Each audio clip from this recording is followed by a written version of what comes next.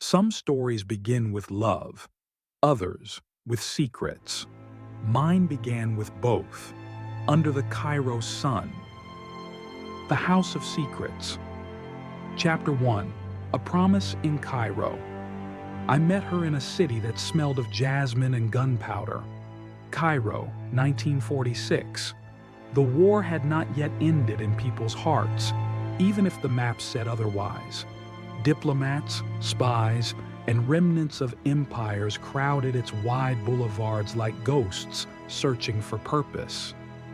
And in the middle of it all, under a sky too bright to hold secrets, stood Isabel Moreau.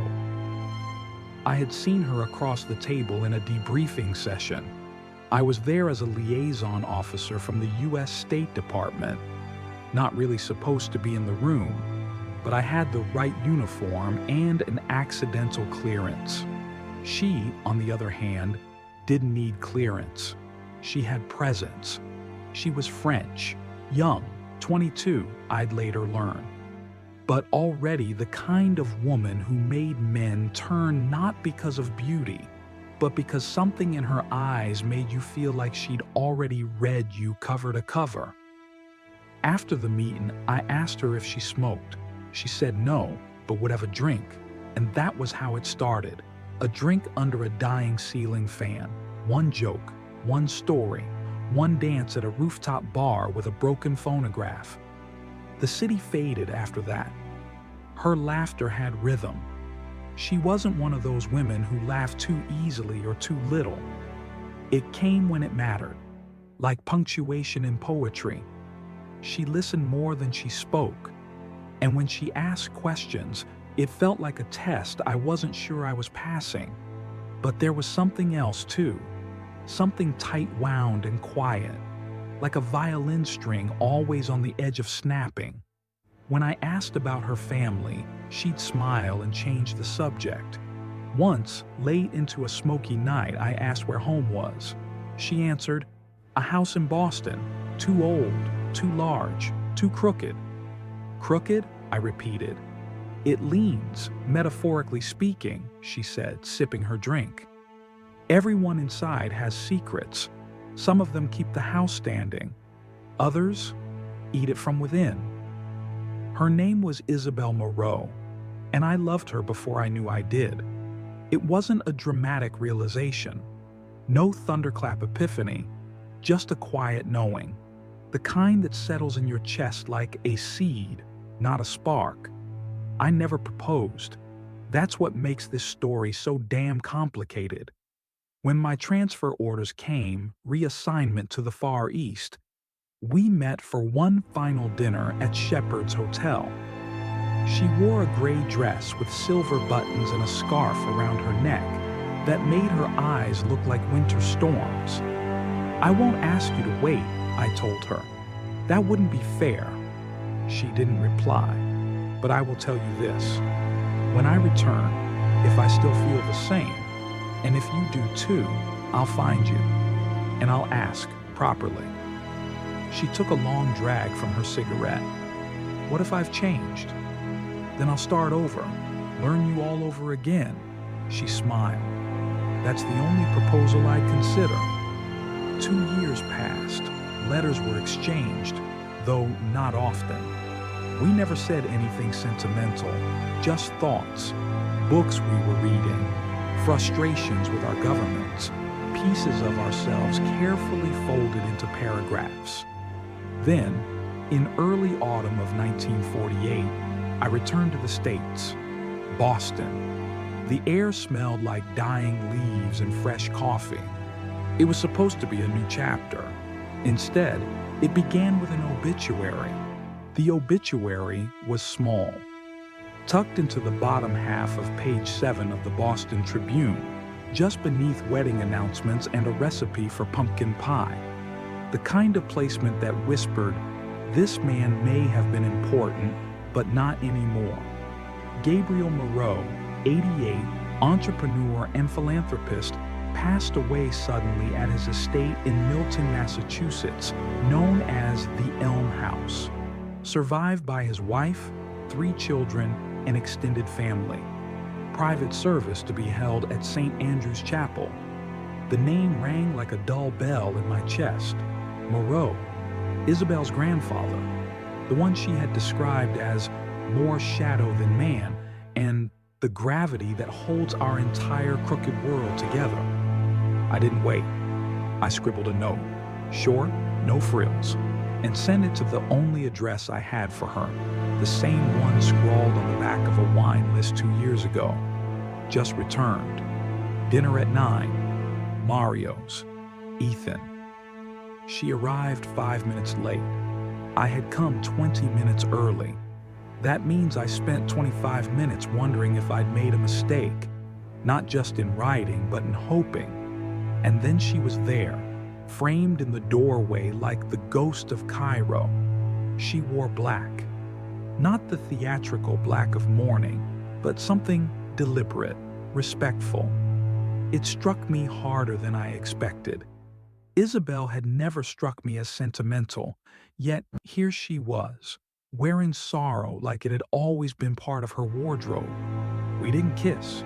We didn't even hug. Just a quiet nod, a seat pulled out, a menu glanced at like it meant something. Wine? I offered. She shook her head. Just water. The conversation began with all the wrong words. Weather, flights, the state of American coffee. It was stiff, like two diplomats fencing with salad forks. Then I mentioned the obituary. I saw it, she said softly. The copy was poorly written. It felt final. Her fingers toyed with the edge of the napkin. It was. He died in his sleep. At least that's what they say. You don't believe them? I don't know what I believe, she said. But I know what I feel. And I feel something's wrong. That's when I noticed her eyes. They weren't stormy, not this time. They were tired. Tired in the way only grief can explain, or guilt. Tell me, I said. I want to understand. She looked around the restaurant before leaning in. Her voice dropped to a whisper. I think he was murdered. There it was, just like that. The word fell between us like a stone in a quiet lake. No ripple, just silence. I think he was murdered, she said again, softer now, as if saying it louder would invite it to become truth. I didn't flinch, not out of bravery, just instinct. I'd seen enough war to know that death rarely arrives clean. Still, hearing it from her, it hit differently. Why would you think that? I asked.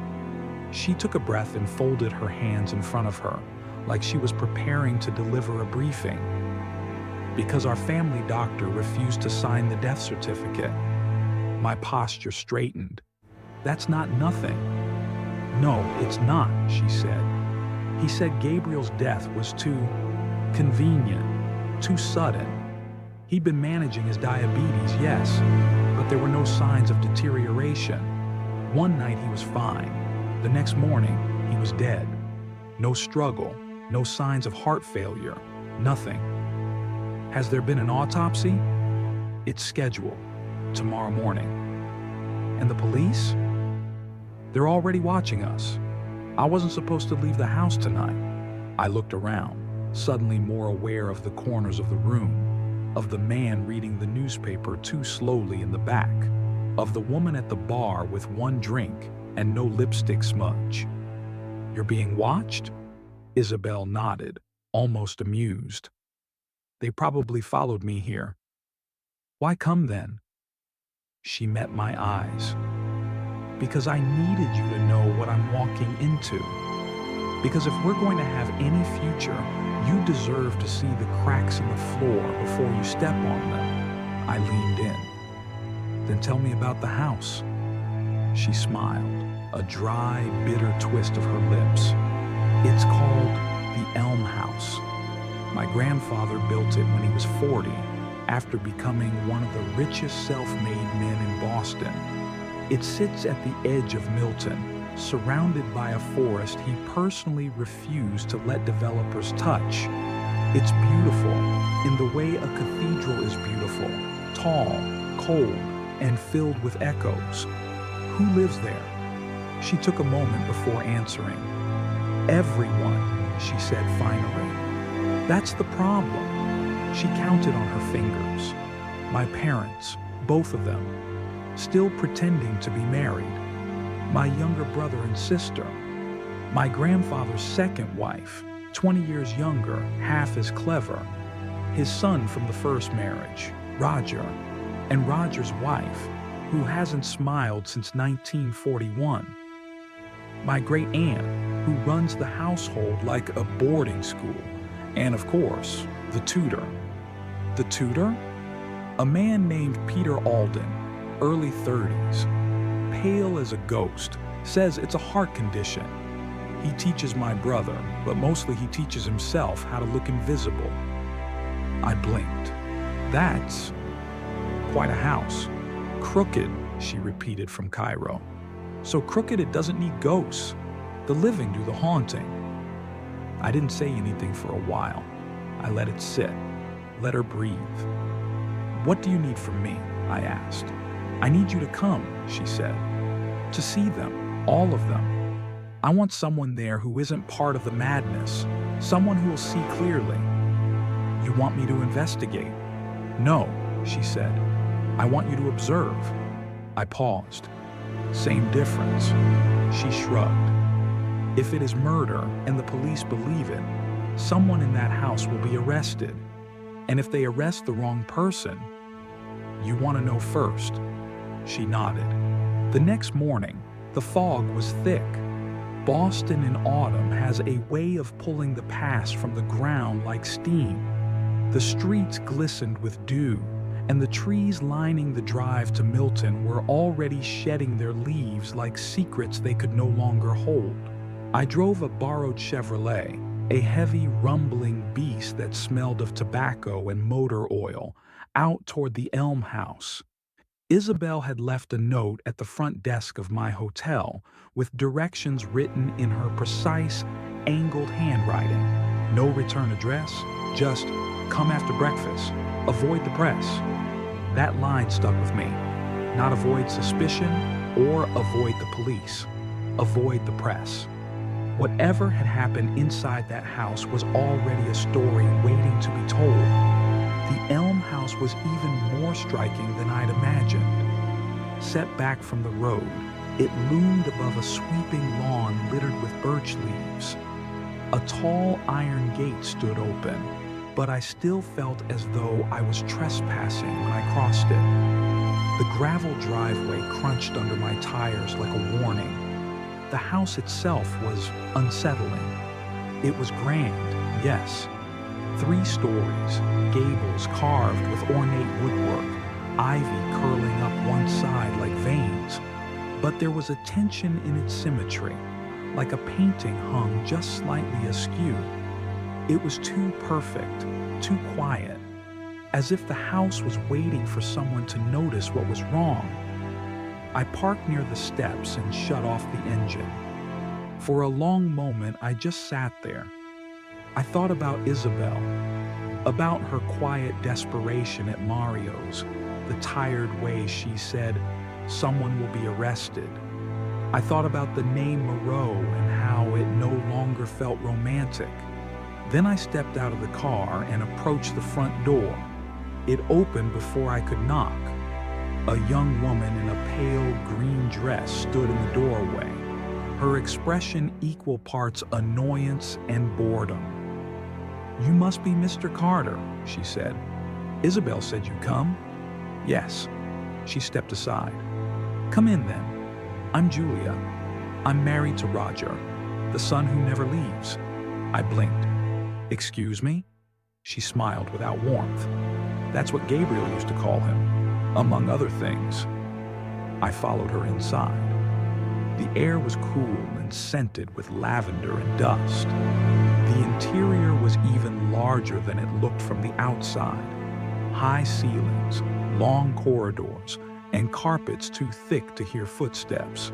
"Isabel's in the library," Julia said. "Down the hall, second door on the right. Don't mind the rest. We're all a little raw." As I passed down the hallway, I heard voices, not loud, not shouting, but sharp, the kind of voices that prick at each other like sewing needles. "He was fine the night before," someone hissed. "And you think that makes me a murderer? Don't raise your voice in front of the children." I kept walking. At the second door, I found Isabel.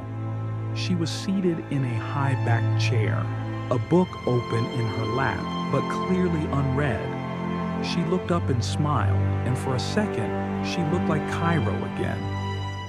"I wasn't sure you'd come," she said. "You told me to."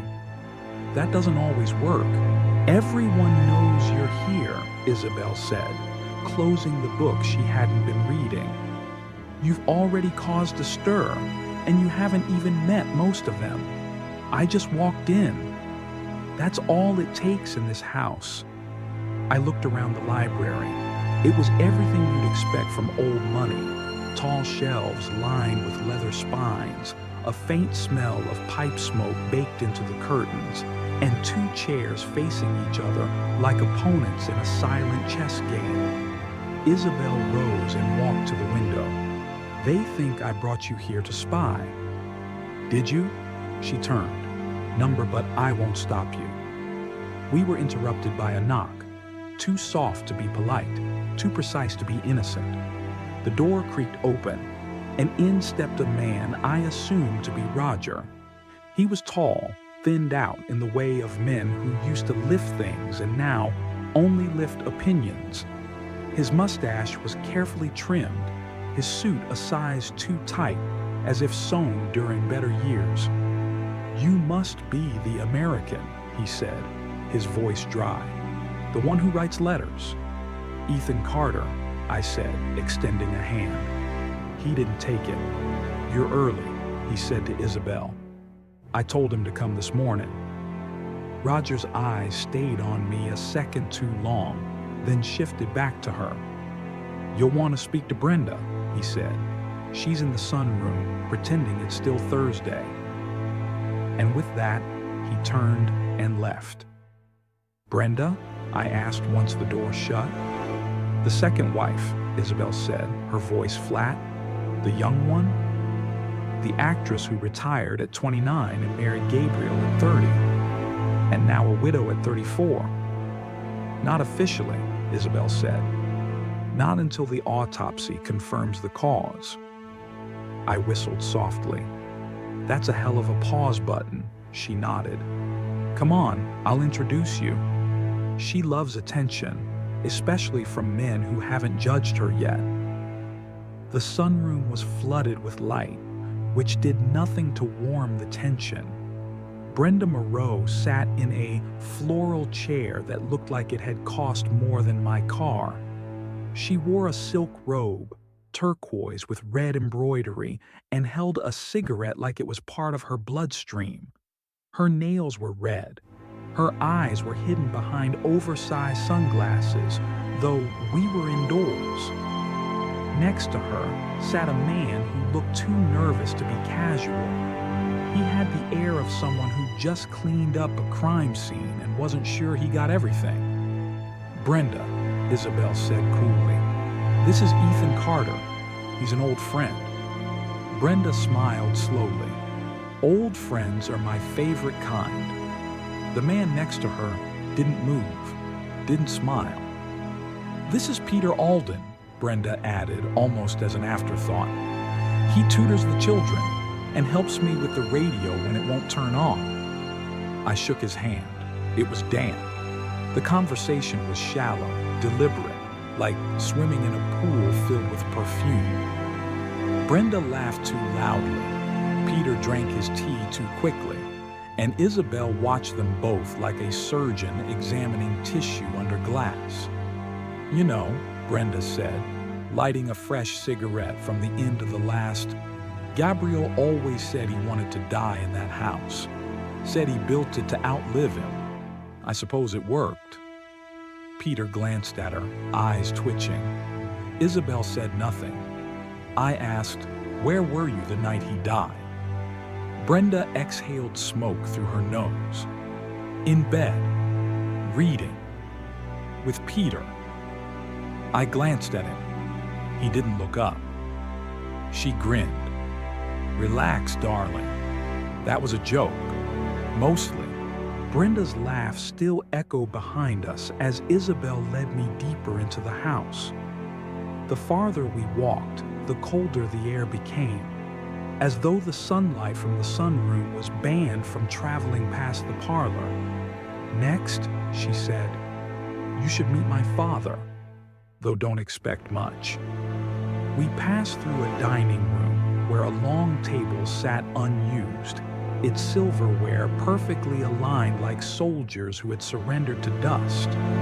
He stays in the music room most days, Isabel added.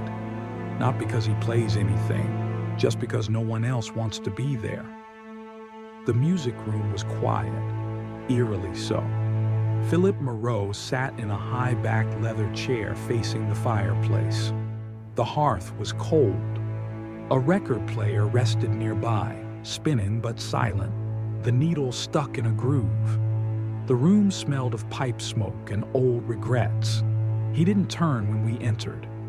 Father, Isabel said gently, this is Ethan Carter. I told you he'd be coming. There was a pause. Then he spoke. You're the one she met in Cairo.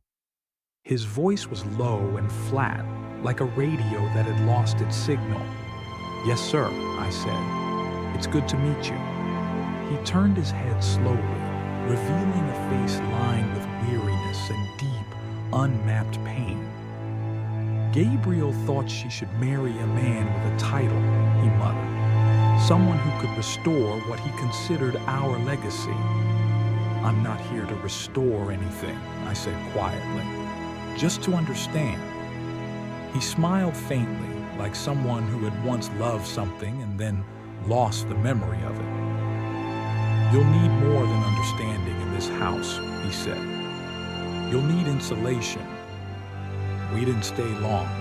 Back in the hallway, Isabel whispered, my father was a poet once, wrote one good book, and then lived off it like a lifeboat. And your mother? Retired actress, dramatic even when brushing her teeth. She's out with friends, theater friends, the ones still alive. We moved on. At the end of the west wing, the hallway narrowed. The wallpaper peeled in places, and the floorboards groaned under our steps. She insisted on this room, Isabel said, as she knocked once before entering. Said it had the best light for correcting young people. Inside sat a woman in a stiff navy dress, her hair tied in a severe bun that looked like it had been sculpted, not styled. She wore no jewelry, no perfume, and possibly no tolerance for anything invented after 1900. Aunt Lavinia, Isabel said, this is Ethan. The woman didn't rise, didn't offer her hand. Another outsider, she said, as if checking off a grocery list. Splendid. What do you do, Mr. Carter? I used to work in diplomacy, I said. Now I observe people who pretend they're not at war.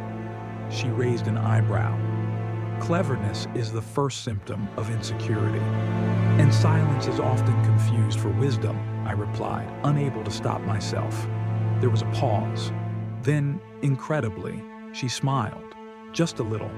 Sit, she said, before I change my mind. She didn't ask me about Cairo, or the war, or even Isabel. Instead, she asked whether I believed evil was inherited or acquired. That's quite a topic, I said. This is quite a house, she replied. I've lived in it for 20 years, and I've yet to decide whether it breeds madness or simply attracts it. You think Gabriel was killed? She narrowed her eyes. I think Gabriel created a house full of motives, and now that he's dead, the vultures are trying to remember how to fly. She likes you, Isabel said, as we stepped back into the corridor. I blinked. That's her version of liking? She didn't tell you to leave.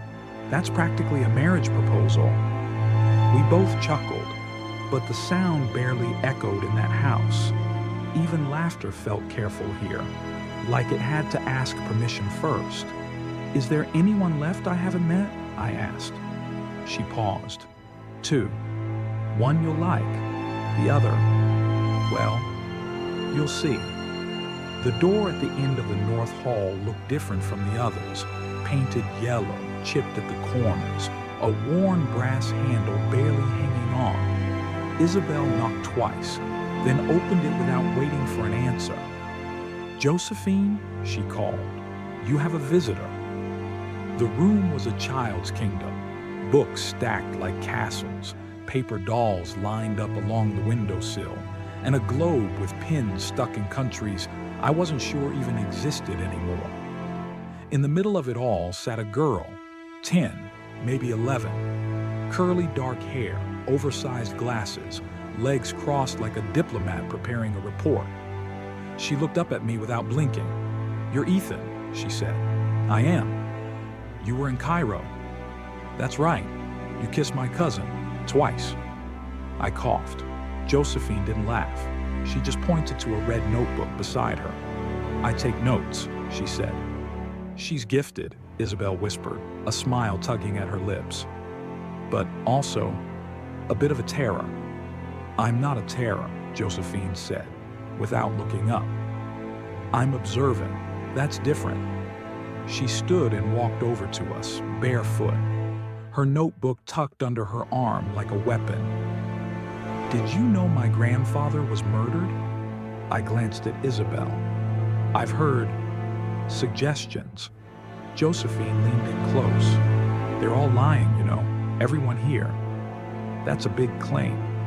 "I'm not guessing," she said, offended. "I saw things." "Like what?" She smiled, smug and maddening. "Wouldn't you like to know?" "Josephine," Isabel said, her tone slipping into sisterly warning. "We've talked about boundaries." Josephine rolled her eyes. "Boundaries are for people who want to miss important details." She walked back to her chair, climbed into it like a queen returning to her throne, and opened her notebook. "There's a code on page 13, she said. "It'll make sense once you see the bodies." "What bodies?" I asked. She smirked. "Exactly." Back in the hallway, I muttered, "Is she always like that?" "Only when she's awake," Isabel said. We started walking again. She was Gabriel's favorite. He used to call her his little minister of truth, mostly because she never stopped talking and always said the worst possible thing at the worst possible time. And now she says less, and when she does, it worries me. As we reached the central stairwell, a faint voice called down from above. "Belle?" Isabel looked up. "That's Eustace," she said. "Your brother?" 15, hasn't left the second floor since Gabriel died. "Why?" "You'll see." We climbed the stairs in silence. The second floor of the Elm House felt different, as if it belonged to a different world entirely. Gone were the polished floors and manicured sitting rooms. Up here, the wallpaper was faded, the lights dimmer, the air heavier.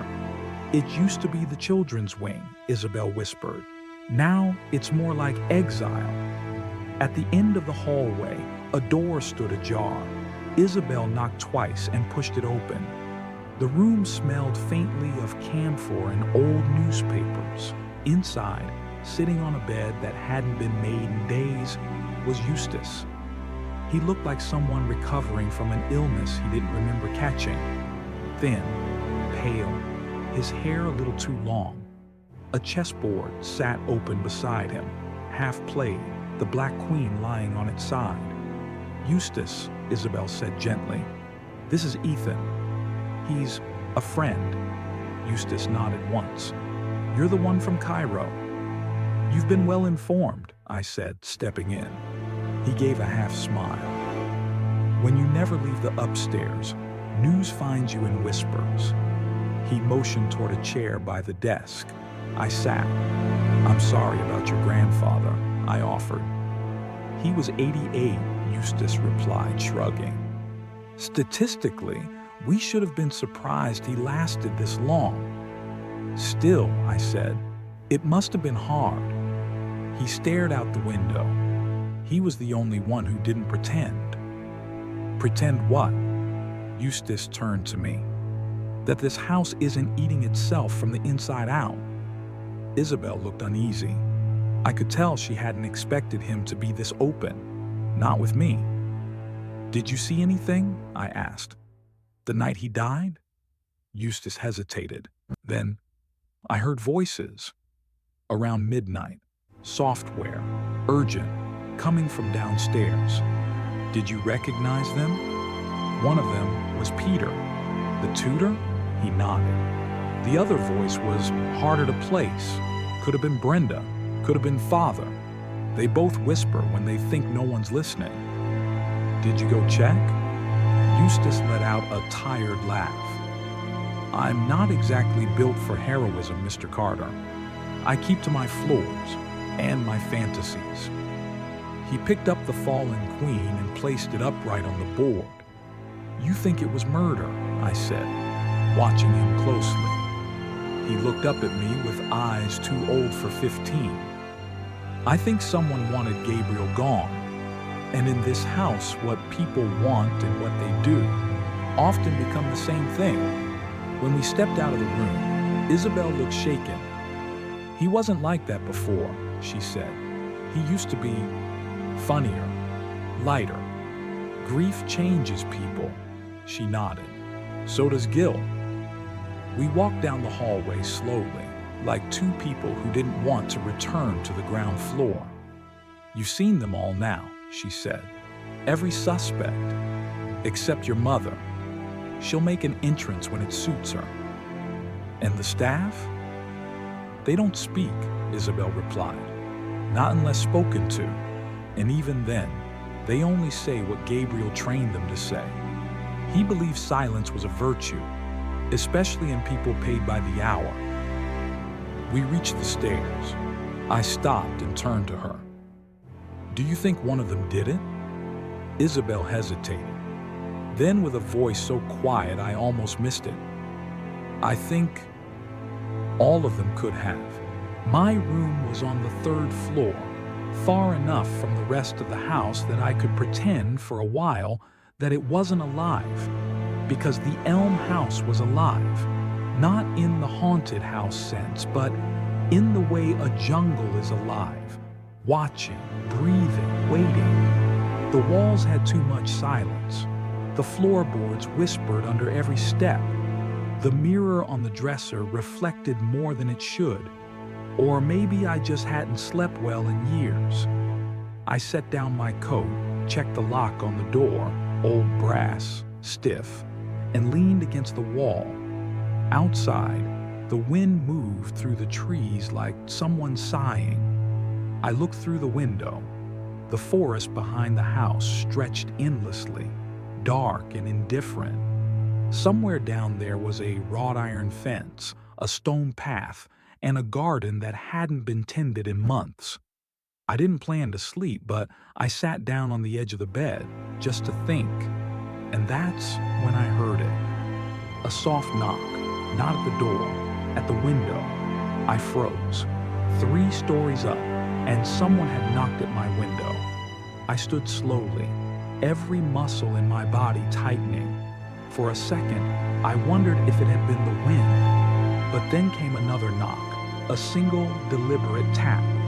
I approached the window and pulled back the curtain. No one. But taped to the glass, just behind the left pane, was a folded piece of paper. I opened the window cautiously. The night air rushed in, crisp, cold, and smelling faintly of earth. I peeled the note from the window. The handwriting was tight, sharp, almost angry in its precision. If you want the truth, meet me by the greenhouse. Midnight. Come alone. No name, no signature, just those words, and the faintest scent of rose water. I shut the window and locked it, double-checked the door. then sat down again, this time with the note in my hand. I had no idea who had written it. Could have been Josephine, playing games. Could have been Isabel. Could have been a trap. But the most dangerous thing about secrets is that they whisper your name when you try to ignore them. I checked my watch. 10:46 p.m. Midnight wasn't far, and I had never been good at waiting. The Elm House slept like a beast with one eye open. I moved quietly, every step rehearsed in my mind before I took it. The hall creaked once, near the third stair. I skipped it. The brass doorknob at the rear exit turned stiffly. I twisted it slow, like easing a safe open. Outside, the world had turned colder. The gravel path that led around the garden crunched faintly under my shoes. A single lantern flickered weakly on the porch, casting just enough light to know how alone we were. I followed the curve of the hedge, past the dead hydrangeas, down toward the greenhouse. It sat on the edge of the property like a forgotten rib. The glass panels were dusty, cracked in places. Ivy had begun reclaiming it. Inside, a pale light glowed, soft, yellow, like the kind you'd use to tend secrets instead of seedlings. I hesitated at the door, then pushed it open.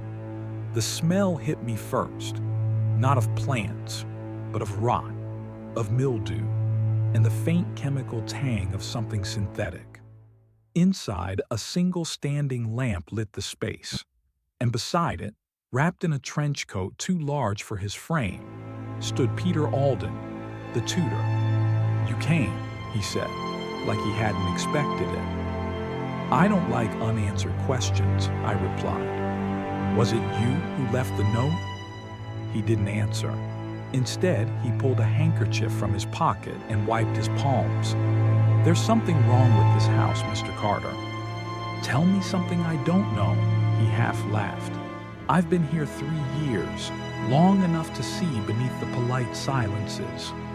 Brenda thinks she's in control, but she's not. Lavinia thinks she's the last moral anchor, but she's rusting. Roger is drowning in his father's shadow, and Philip's given up entirely. You know who's winning?" "Who?" "The house." I crossed my arms. "Peter, you didn't ask me here to wax poetic. Say it." He looked at me, really looked, for the first time. "I think Brenda planned it," he said. "The poisoning?" He nodded. "Gabriel trusted her. Too much. She was the only one he let administer his injections when the nurse was away." "You saw her do it?" "I saw the vials. I saw how one disappeared and another appeared. I saw the fear in her face the next morning. Not grief, fear." "Then why haven't you told the police?" He exhaled. "Because if I'm wrong, I'm the one who dies next." We stood in silence. A moth fluttered against the glass pane above, chasing light like a fool. Then he said, "But it's not just Brenda." "What do you mean?" He stepped closer, his voice barely above a whisper. "There's more than one hand in this. I don't know who else. But Gabriel's death, it wasn't a clean act. It was a committee." I took a step back. Everything in me wanted to believe Peter was just paranoid, weak, scared. But his eyes, they didn't lie. They didn't know how.